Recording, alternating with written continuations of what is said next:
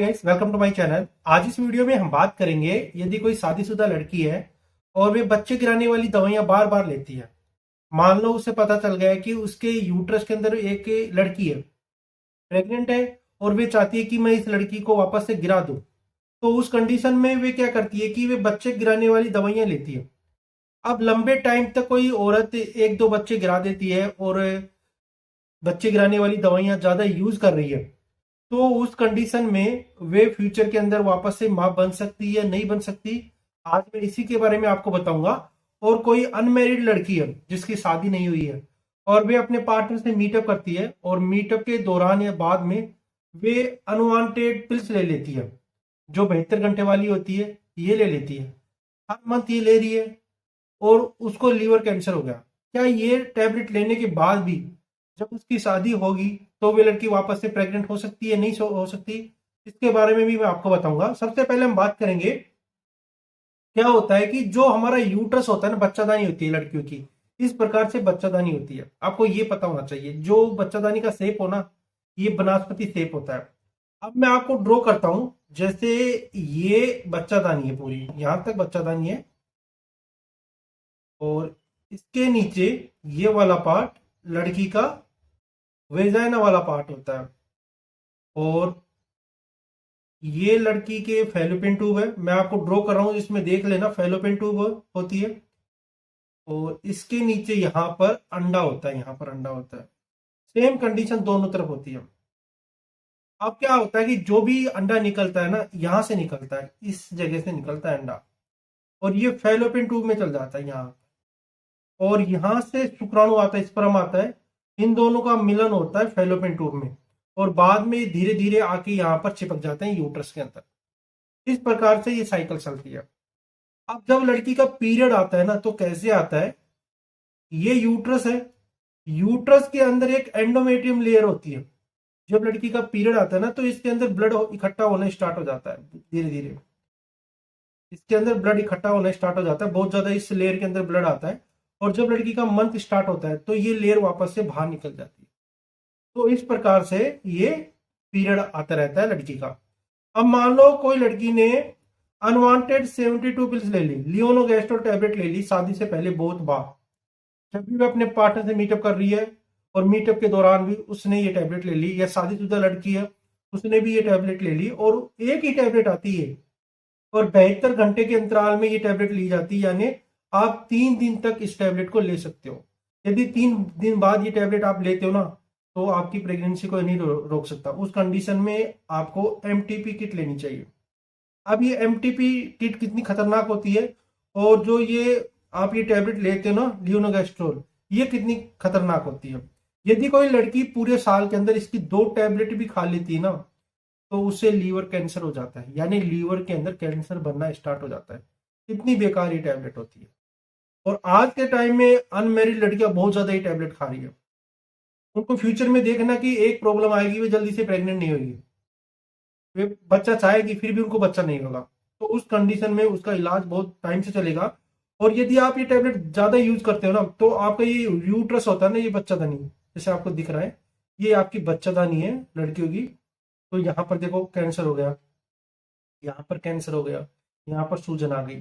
तो ऐसे लक्षण और ऐसे बीमारियां उससे लड़की के यूट्रस के अंदर हो सकती है। अब ये जो टैबलेट मैं आपको बताया था, ये कितनी खतरनाक होती है, सबसे पहले आपको ये समझना होना चाहिए।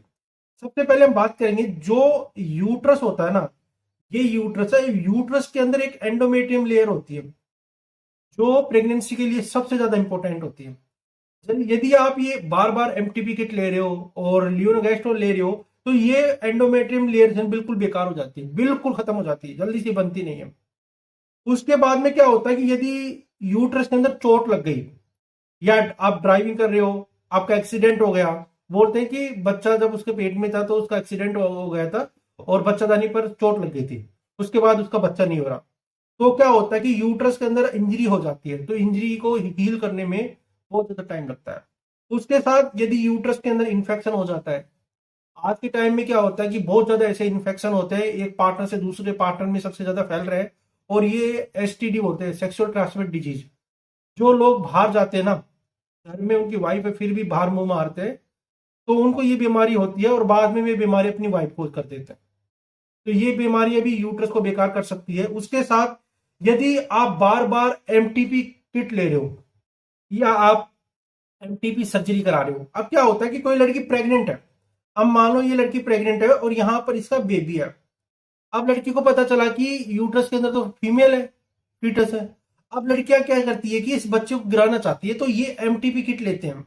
अब जो ये एमटीपी किट होती है ना, 5 टैबलेट होती है, 3 दिन के अंदर इसको लेना होता है। और इसे लेने के बाद क्या होता है कि आपका जो यूट्रस होता है ना, बहुत ज्यादा मरोड़े मारता है, बहुत ज्यादा कॉन्टेक्ट करता है आपस में से, जिससे क्या होता है कि आसपास की जो लेयर थी, एंडोमेट्रियम लेयर थी, वो एकदम बहुत ज्यादा भिज जाती है और ये बाहर निकल जाती है धीरे धीरे।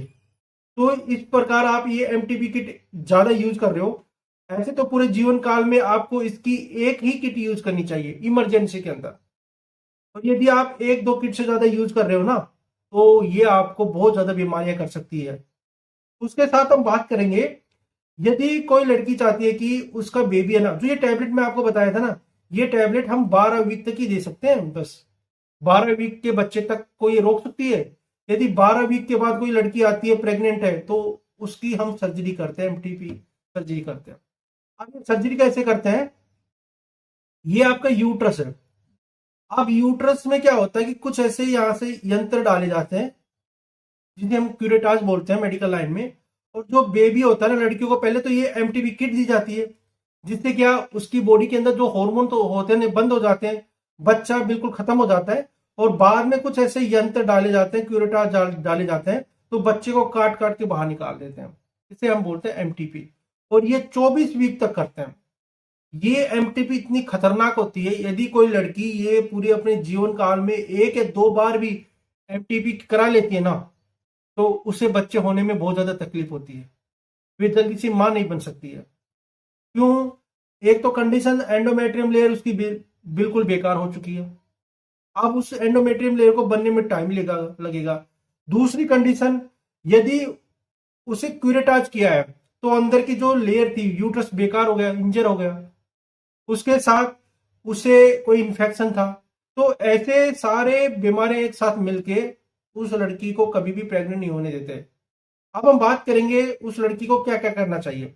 यदि आप ये एमटीपी किट भी ले लिया, लियोनोगेस्ट्रोल भी टैबलेट ले ली, और आपकी मैरिड हो गई है और आप शादीशुदा हो और आप चाहते हैं कि मैं बच्चा करूं, तो सबसे पहले आपको क्या करना है कि आपको एक तो आयरन की टैबलेट आती है मेडिकल स्टोर पर, फोलिक एसिड की टैबलेट, और विटामिन और प्रोटीन पाउडर। ये आपको यूज करने हैं 6-7 महीने तक, आपको रेगुलर यूज करना है। और आपको इस किट का कभी भी सेवन मत करना वापस से। यदि आप 1-2 किट से ज्यादा यूज कर रहे हो ना, तो आपको फ्यूचर के अंदर बच्चे होने के अंदर बहुत ज्यादा तकलीफ हो सकती है। तो आपको ये किट तो बिल्कुल यूज नहीं करना है।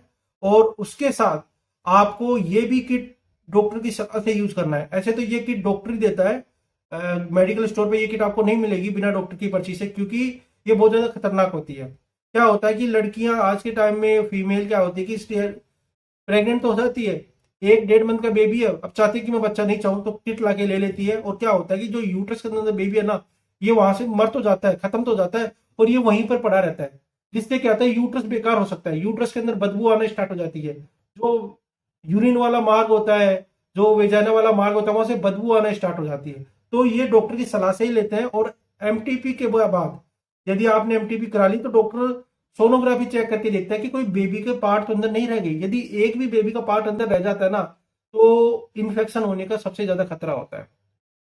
यदि ये वीडियो आपको अच्छा लगा, वीडियो को लाइक कर देना और मेरे चैनल को सब्सक्राइब कर देना। वीडियो देखने के लिए थैंक यू सो मच।